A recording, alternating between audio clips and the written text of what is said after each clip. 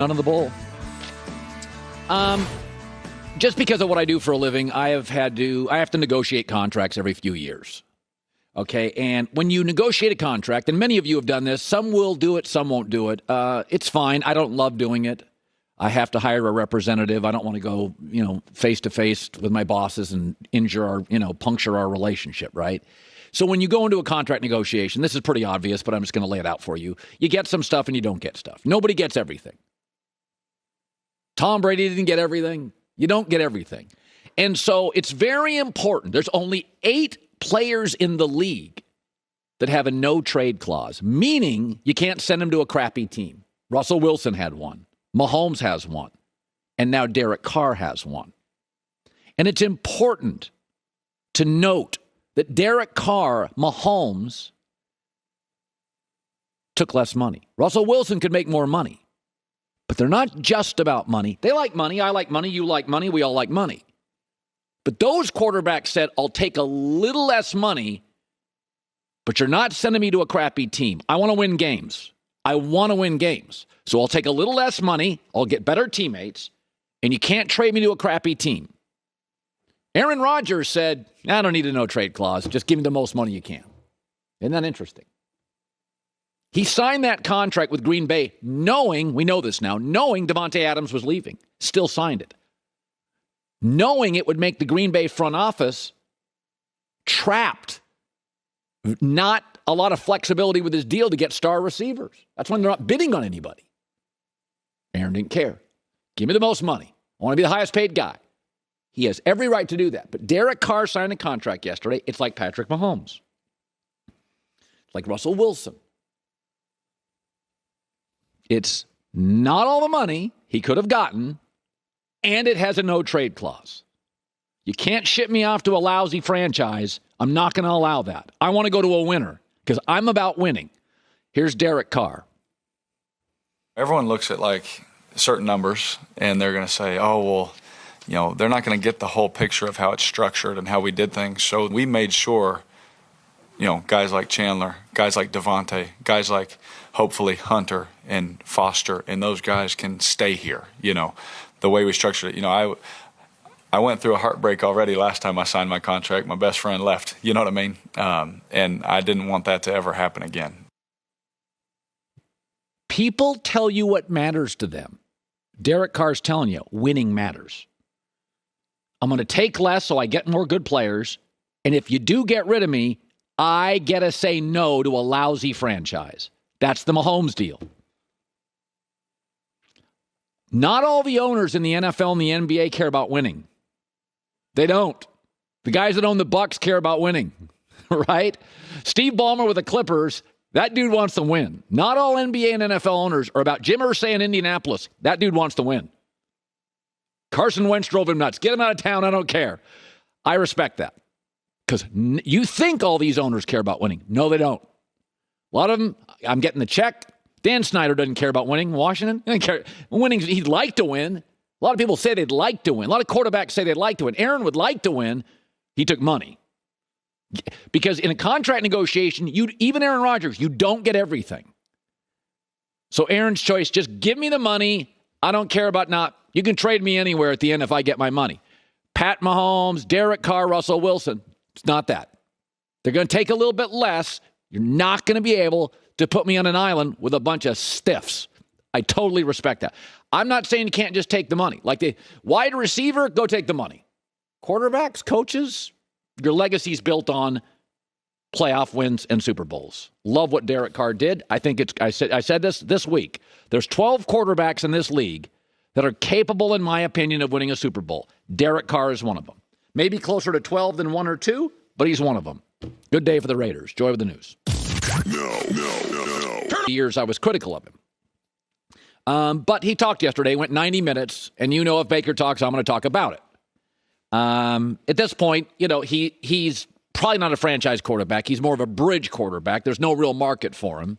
There was a story out of Seattle today. The Seahawks wouldn't mind him, but they're going to go with Drew Lock. So there's really no market for him.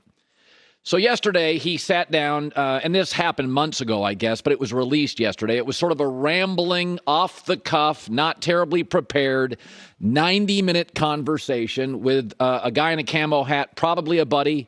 I've said before, Baker talks too much, often too rambling, very impulsive. So let's start with this. This was what Baker had to say about, for his new team, this is how he's going to approach his new teammates.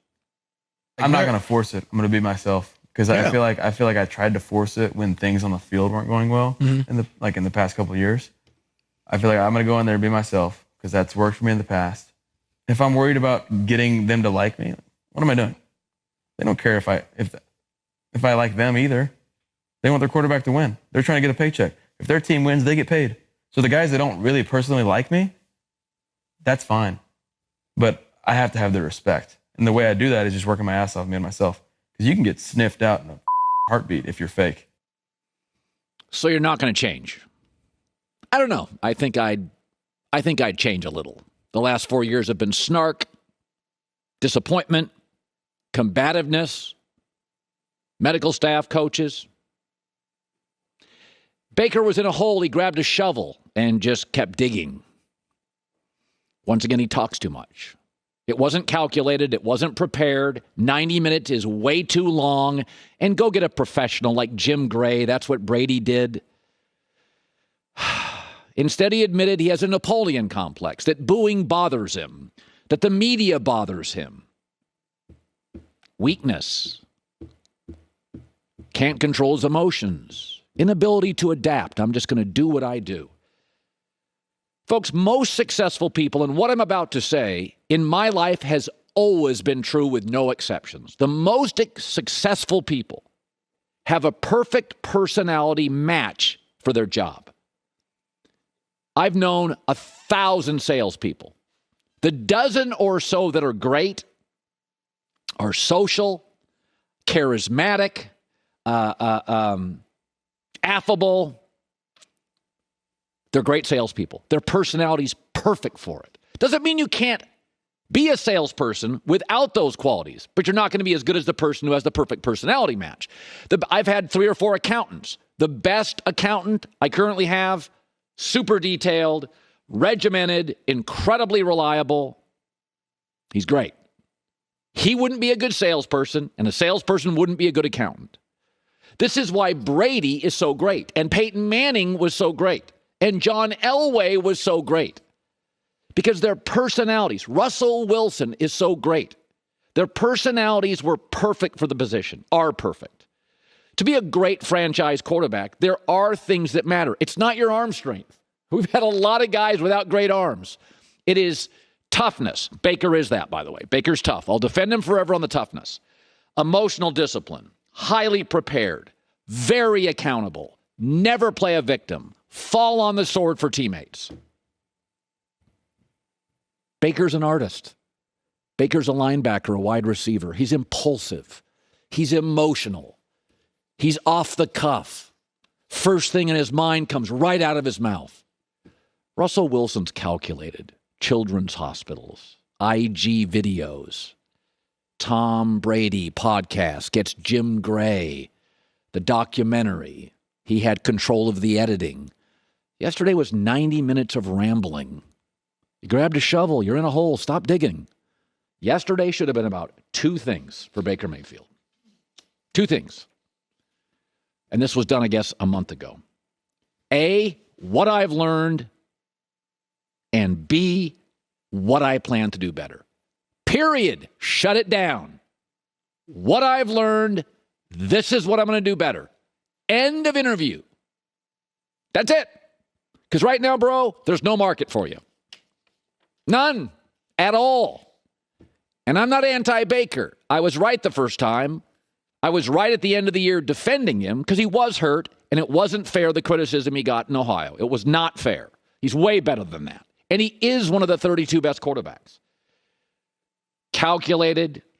Sometimes, as a quarterback, got to kind of manipulate. You go to that podium, you can't say what you feel. You got to fall on the sword for the team. Eli Manning always spoke, always available after losses.